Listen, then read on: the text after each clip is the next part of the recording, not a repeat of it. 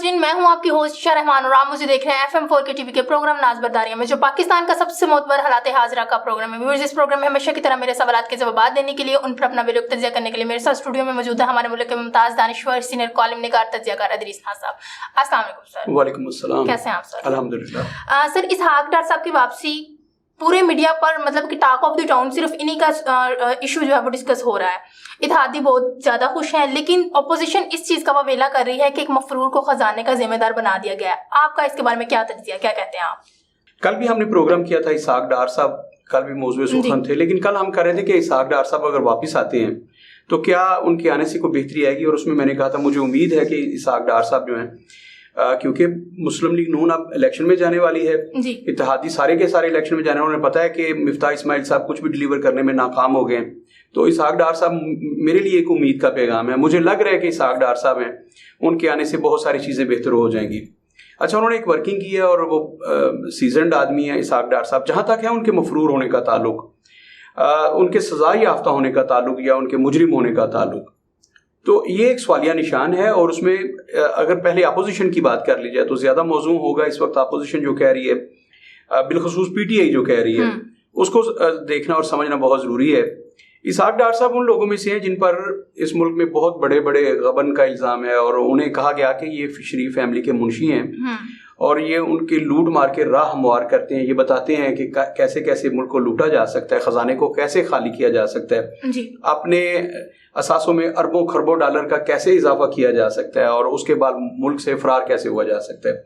ये अपोजिशन का मौक़िफ़ है, हमारा मौक़िफ़ नहीं है। और इसमें अपोजिशन मैं कहता हूँ जुज़वी तौर पर नहीं, कुल्ली तौर पर भी अगर उसे कहा जाए कि वो दुरुस्त है तो ये गलत नहीं है। PTI का जो मौक़िफ़ है, आप देखिए ना कि इसहाक डार साहब पाकिस्तान की सबसे बड़ी अदालत के सजा याफ्ता हैं और फिर ये मुल्क से बाहर चले जाते हैं। एक समझ नहीं आती कि ये दवाई लेने गए थे, ये भी मियां नवाज शरीफ साहब की तरह, इनके भी कमर का मसला था और इस मुल्क में हाल नहीं हो रहा था। और ये जो बातें हो रही हैं बहुत पुरानी है कि जिन लोगों ने 35 साल इस मुल्क पे हुक्मरानी किया, वो एक ऐसा हॉस्पिटल नहीं बना सके जहां अपना इलाज हो सके। मियां नवाज शरीफ साहब ने 2 बड़े हॉस्पिटल बनाए हैं।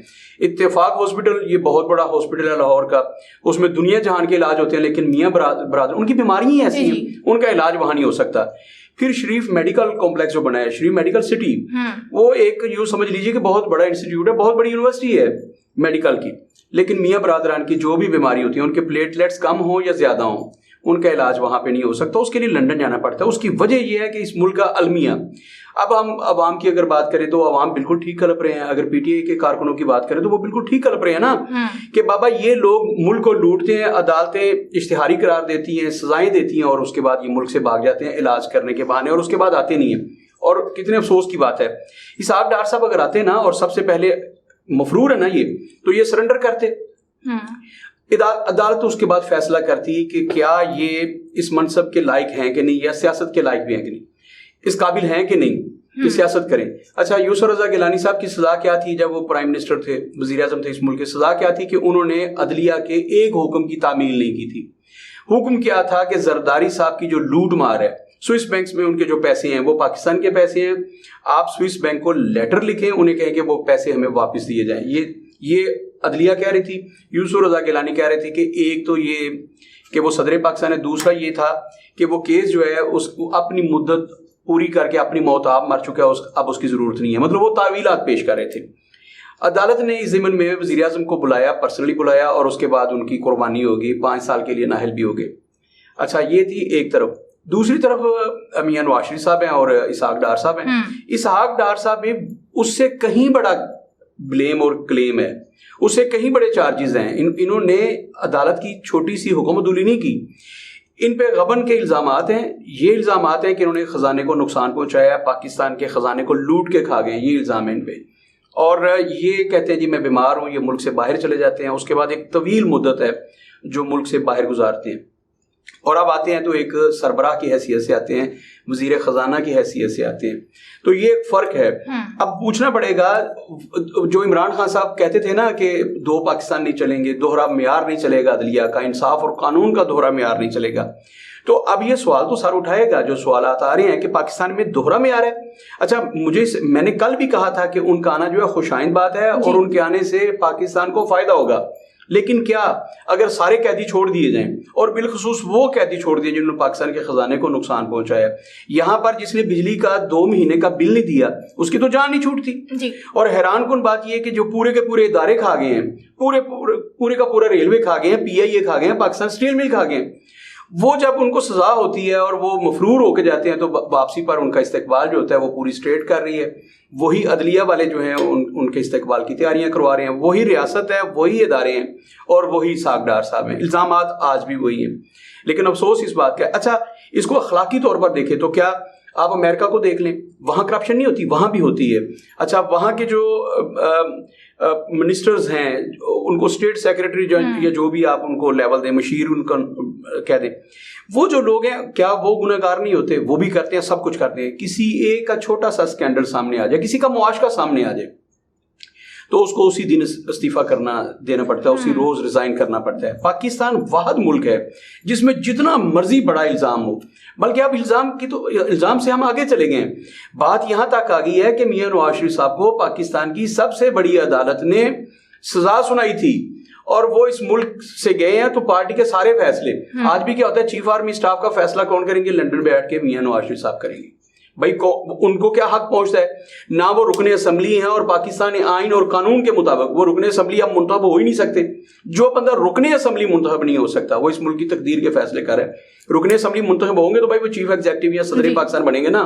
اب نہ وہ چیف ایگزیکٹو ہے نہ پریزیڈنٹ آف پاکستان ہے, لیکن سارے فیصلے کون کر رہے ہیں اس وقت؟ میاں نواز شریف صاحب. شہباز شریف صاحب پورا کرو لے کے جاتے ہیں کہ میں جا کے بڑے بھائی نہ مشورہ کر رہا ہوں, تو وہ بڑے بھائی کے پاس جاتے ہیں مشورہ کرنے کے لیے لنڈن میں. وہاں جا کے وہ 7 اسٹار ہوٹلز میں رہتے ہیں. خیر وہ تردید آئی, انہوں نے کہا جی ہم نے پیسے اپنی جیب سے دیے. اس قوم کو کب حقائق کی سمجھ آتی ہے یہ نہیں پتہ چلنے دیا جاتا ہے.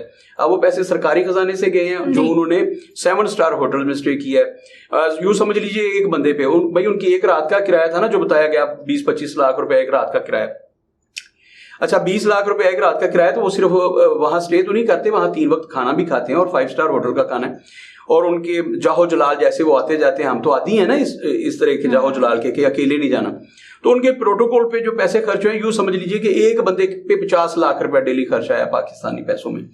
تو وہ یہ للے تللے جو کر رہے ہیں بھائی جان سے مشورہ کر رہے ہیں, تو پوچھنا یہ تھا کہ بھائی جن وڈے بھائی ہیں جنہوں نے مشورہ کرنے جاندے ہو ان کا اس ملک میں کیا کنٹریبیوشن ہے, اس وقت سیاست میں ان کا کیا کردار ہے. اچھا مسلم لیگ نون کے وہی اگر وہ سربراہ ہیں تو ہوتے ہوں گے اس ملک کے آئین اور قانون کے مطابق. جو آپ نے قانون بنایا, جس قانون کے تحت الیکشن کمیشن آف پاکستان آپ کو الیکشن لڑنے کی اجازت دیتا ہے, اس کرائیٹیریا کے مطابق تو نواز شریف صاحب اس اہل بھی نہیں ہے کہ وہ کونسلر کا الیکشن بھی لڑ سکے.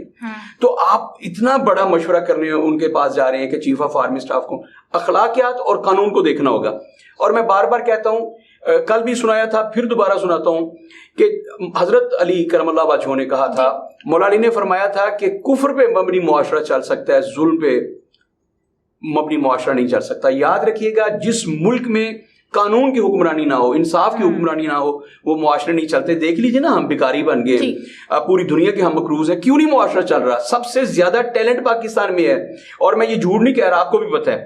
یہاں ایک بندہ, آپ کو پتہ ہے نا ایک بچے نے ابھی گھر میں بجلی پیدا کرنے کا سامان کر لیا, اور میں نے جب مجھے بہو عظمت جی نے وہ ویڈیو دکھائی کہ اس بچے نے گھر میں بجلی پیدا کرنے کا سامان پیدا کر لیا, ایک مشینری بنا لیا چھوٹی سی, گھر میں بجلی پیدا کی جا سکتی, تو میں نے کہا تھا اللہ اس بچے کو اب حفاظت وہ فرمائے.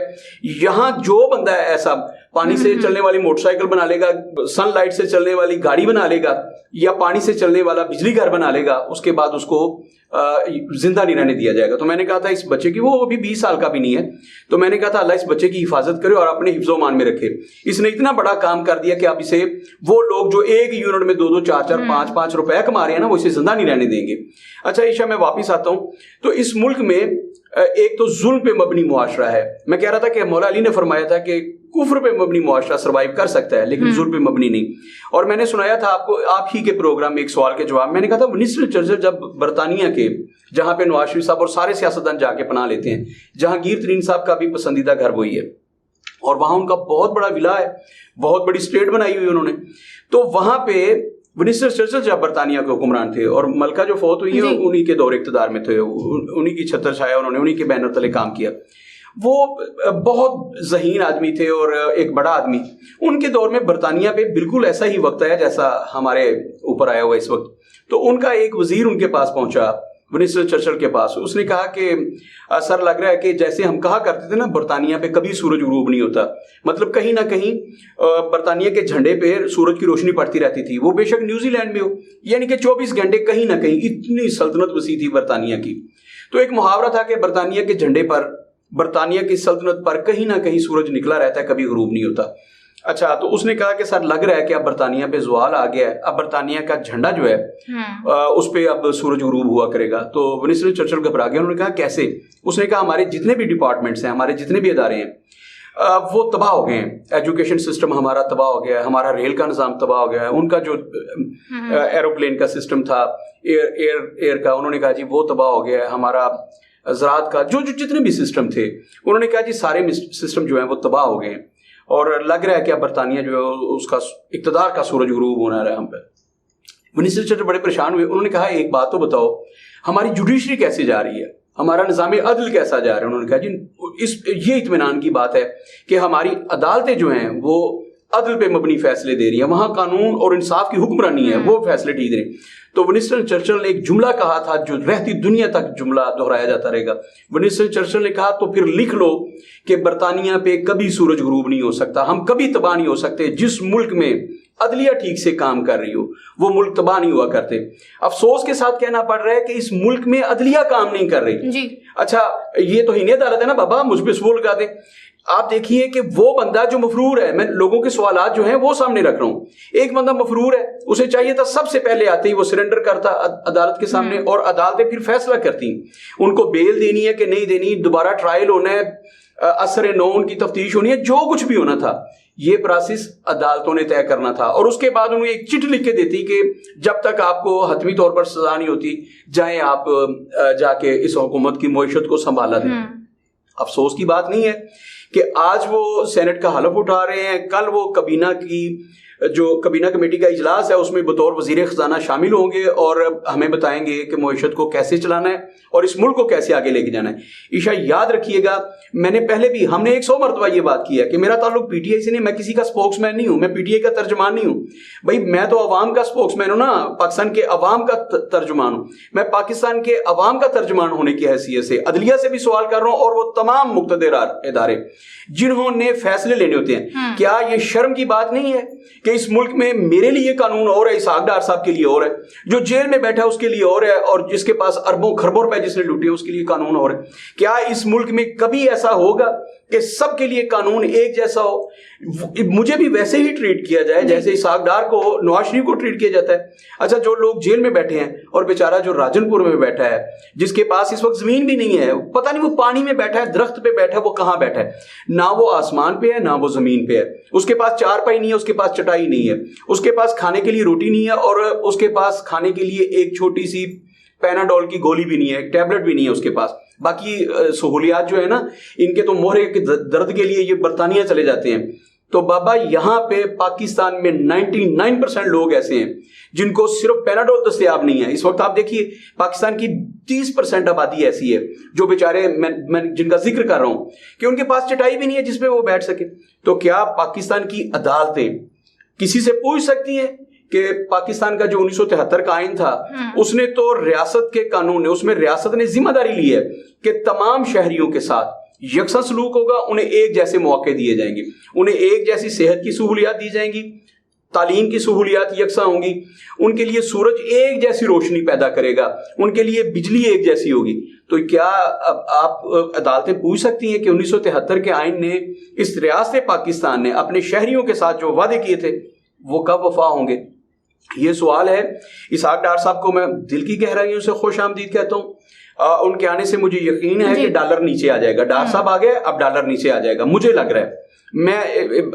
مطلب یہ میرا یقین ہے کہ وہ بہت ساری بہتری لے کے آئیں گے. اگر آپ کمپیئر کریں اسد عمر صاحب مطلب پی ٹی آئی کی حکومت میں, یا اس سے پہلے گزشتہ جو نون لیگ کی حکومت تھی, اسحاق ڈار صاحب اور اسد عمر صاحب, کیا لگتا ہے کہ کس نے بہتر طریقے سے اس مینجمنٹ کو کیا؟ نہیں, اسحاق ڈار سے بہتر آپ کے پاس جو دستیاب لاٹ ہے نا, جو آپ کے پاس دستیاب لاٹ ہے, اس بات کو آپ یوں سمجھ لیجئے کہ جب 2008 کے الیکشن میں PTI sorry Peoples Party اس پوزیشن میں تھی کہ محترمہ پتہ ہے نا 2007 میں ان کی شہادت ہوتی ہے, اس کے بعد 1 سال الیکشن مؤخر ہو جاتے ہیں اور پھر الیکشن ہوتے ہیں, اور اس میں پاکستان پیپلز پارٹی اس پوزیشن میں آتی ہے کہ وفاق میں حکومت بنا لے, سندھ میں بنا لے, جو بھی تھا. تب ایک فیصلہ لیا تھا آصف علی زرداری صاحب نے کہ ہم اور مسلم لیگ نون مل کے حکومت کریں گے, 15 وزراء ہم مسلم لیگ نون سے لیں گے. جب انہوں نے 15 لوگوں کے نام لیے تھے تو آصف علی زرداری صاحب نے کہا تھا کہ اسحاق ڈار صاحب سے بہترین معیشت کو سمجھنا, معیشت دان یہاں پہ نہیں ہے تو اتنا بہترین آدمی ہے کہ آپ اسے وزارت خزانہ کا قلمدان سونپے. یہ میں نے نہیں کہا تھا, یہ آصف علی زرداری صاحب نے. آصف علی زرداری صاحب بڑے زیرک آدمی ہیں. تو اس کا مطلب یہ کہ جو آپ کے پاس جو موجودہ لاٹ ہے, میں پولیٹیکل لوگوں کی بات کر رہا ہوں, پورے پاکستان کی بات نہیں کر رہا بھائی. یہاں پہ گجرانوالہ سے میں آپ کو ایسے ایسے لوگ دے سکتا ہوں جو آپ کی معیشت آپ کو 2 منٹ میں وہ بتا دیں گے کہ پاکستان ترقی کیسے کر سکتا ہے. 1 سال کے بعد پاکستان دنیا کو لیڈ کرے گا. میرے پاس ایسے لوگ ہیں, میں ان کو جانتا ہوں. اچھا, لیکن جو ہماری جو پولیٹیشنز ہیں ان کی بات ہو رہی ہے, ان میں بہترین جو بندہ ہے وہ اسحاق ڈار ہے. بات تو اس بات کی, اچھا اسحاق ڈار صاحب قتل کر دیں تو کیا ان کے لیے قانون الگ ہوگا؟ آپ دیکھیے نا اس ملک میں دوہرا معیار کیوں ہے کہ بھائی ایک ذوالفقار علی بھٹو صاحب پر 109 تھی, دفعہ 109, ایک قتل ہوا خورشید قصوری صاحب کے جو, اچھا وہ قتل ہوا اور اس کے بعد ذوالفقار علی بھٹو صاحب پر 109 لگی اور وہ سزائے موت ہو گئے. اب سیم یہی ایلیگیشن تھا جناب ایاز امیر صاحب پر. تو آج ایک مجسٹریٹ نے, بڑی عدالت میں نہیں گئے, پہلی پیشی پر مجسٹریٹ صاحب نے کہہ دیا جی کہ ان کو باعزت بری کیا جائے. کوئی ثبوت نہیں ہے بھائی, آپ نے کہاں سے سارے 1 سیکنڈ میں آپ نے سب کچھ جج کر لیا. کتنی آپ کے پاس گواہیاں ہوئی ہیں, کیا ہوا ہے, 2 منٹ میں سارا کچھ ہو گیا. تو پاکستان کا جو آئین اور قانون ہے اتنا, میں کیا لفظ استعمال کروں, یوں سمجھ لیجئے کہ ایسا مکڑی کا جالا ہے طاقتور کے لیے. میں اس سے لفظ استعمال کروں گا تو کیا ہوگا, توہین عدالت. بھائی ایک مجسٹریٹ فیصلہ لے رہا ہے, کوئی ابھی تک نہ شہادتیں ہوئی ہیں, کچھ بھی نہیں ہوا, ابھی پہلی پیشی ہے ان کی, اور مجسٹریٹ صاحب یہ فیصلہ دے دیتے ہیں کہ ان پر تو کوئی جرم ثابت ہی نہیں ہوتا, یہ باعزت طور پر گھر جائیں. تو یہاں پہ جس ملک میں ایک غریب آدمی قرآن کریم اپنے سینے پہ باندھ کے اپنی صفائیاں دیتا رہے اور قیامت تک اس کو سننے کے لیے تیار نہ ہو کہ یہ بندہ سچا ہے کہ جھوٹا ہے, سننے کے لیے تیار نہ ہو, 50 سال یہاں پہ تاریخ پہ تاریخ پڑھتی رہے, اس کی کوئی سننے والا نہ ہو, اس ملک میں پہلی پیشی پر. اس کا مطلب یہ طاقتور لوگوں کا ملک ہے, سرمایہ دار لوگوں کا ملک ہے, اس بندے کا ملک ہے جس کے پاس بے پناہ پیسے ہیں, جس کے پاس بے پناہ وسائل ہیں, جس کے ریلیشنز بہت زیادہ ہیں. تو یہ ثابت ہو گیا نا اس ملک میں. آپ نے فرمایا کہ اسحاق ڈار صاحب, اسحاق ڈار جو موجودہ لاٹ ہے اس میں بہترین آدمی ہے, اس میں کوئی شبہ نہیں ہے. لیکن عشاء ہمیں یہ دیکھنا پڑے گا کہ اسحاق ڈار صاحب اگر ان لوگوں میں سے بہترین ہے تو کیا ان کے پاس لائسنس ہے کہ یہ ملک کو لوٹ لیں, یہ کسی کو قتل کر دیں, کسی کو روند کے چلے جائیں, یہ جو مرضی کرتے پھریں, اور اس کے بعد یہ کہا جائے گا چونکہ دستیاب لاٹ میں بہترین آدمی تھا اس لیے حق حکمرانی صرف اسی کے پاس ہے. تو میں بار بار جو کہتا ہوں, اب دوبارہ سے جملہ دہرا دوں کہ یہ 25 کروڑ گھگو گھوڑوں کا ملک ہے, یہاں پہ صرف 2 یا 3 درجن قابل لوگ ہیں جنہوں نے ہم پہ حکمرانی کرنی ہے اور جنہیں ملک چلانا آتا ہے. وہ جو مرضی کریں, جیسے مرضی ہوں, وہ اخلاقی طور پر, قانونی طور پر, وہ جس قدر مرضی گئے گزرے ہوں, لیکن یہ 25 کروڑ گھگو گھوڑوں کا ملک ہے. آپ کو اور مجھ کو صرف اتنی اجازت ہے کہ جب الیکشن اناؤنس کرے آپ کا الیکشن کمیشن آف پاکستان, تو ہم نے ڈھول کی تھاپ پر بھنگڑا ڈالنا ہے, آوے آوے جاوے جاوے کے نعرے لگانے ہیں. ہمارا کام یہ ہے کہ اگر نون لیگ کی کوئی لیڈرشپ باہر نکلتی ہے تو ہم نے اس پہ نعرے لگانے ہیں, اس پہ تن تشنی اس پہ کرنی ہے, اور اگر پی ٹی آئی کا کوئی بندہ باہر نکل تو نون لیگ والوں نے یہ کام کرنا ہے. ہمارے پاس تو صرف اس کے علاوہ ہم نے کچھ نہیں کرنا. اچھا, جن لوگوں نے برطانیہ میں یہ کام کیا ذرا انہیں بھی سوچنا ہوگا کہ ہمیں ہمارے لیڈرز نے کس کام پہ لگایا ہوا ہے اور خود کیا کام کر رہے ہیں. بھائی پی ٹی آئی کے جو لوگ تھے, باجی حلیمہ سے لے کر اور جناب عبدالعلیم خان صاحب اور جہانگیر ترین صاحب, سب لوگوں نے لوٹا. اور پی ٹی آئی میں ایسے لوگ چلے گئے تھے جن پر 45 ارب روپے کے مقدمات تھے اور ابھی تک ہیں. وہ سارے خان صاحب کے کنٹینر پہ تھے, خان صاحب نے انہیں وزارتیں دے دی تھی, اب بھی وہ مزے لے رہے ہیں. تو اس ملک میں یاد رکھیے گا, پارٹی کوئی بھی ہو, اس میں جگہ صرف اس کی ہے جو سب سے زیادہ کرپٹ آدمی ہے, جس کے پاس سب سے زیادہ دولت ہے. کوئی اسے نہیں پوچھے گا پیسے کہاں سے آئے ہیں, بس اس کے پاس پیسے ہونے چاہیے. کرائیٹیریا یہ ہے. جس ملک میں میں نے پہلے بھی پروگرام میں کہا تھا کہ پی ٹی آئی وہ جماعت ہے جس نے الیکشن کو سب سے مہنگا کیا ہے. یہاں پہ ایم این اے کے ٹکٹ کے لیے 20-25 کروڑ جس کے پاس ہے اسے ٹکٹ ملنا, دوسرے بندے کو ٹکٹ ہی نہیں ملنا. یہ پارٹی فنڈ ہے, عمران خان صاحب کو یہ پیسے جانے ہیں, پارٹی کے سربراہ کو. تو جس ملک میں کرپشن اس حد تک چلے جائے, جس ملک میں پیسہ اس حد تک انوالو ہو جائے, اس ملک میں اخلاقیات اور قانون باقی نہیں رہتا.